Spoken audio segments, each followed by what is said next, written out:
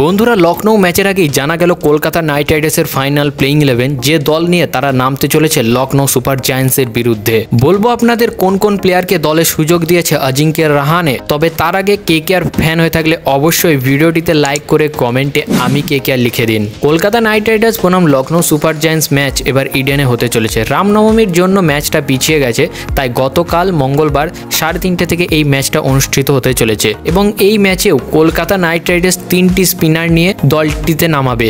সেটা হচ্ছে সুনীল নারিন, বরুণ চক্রবর্তী এবং মঈন আলী। পেস বোলিংয়ের দায়িত্বে থাকবে বৈভব আরোরা, হর্ষিত রানা এবং আন্দ্রে রাসেল। তবে অতিরিক্ত বোলিং অপশন রাখার জন্য ভেঙ্কটেশ আয়ারকে ডোয়েন ব্রাভো নিজে ট্রেনিং দিচ্ছেন।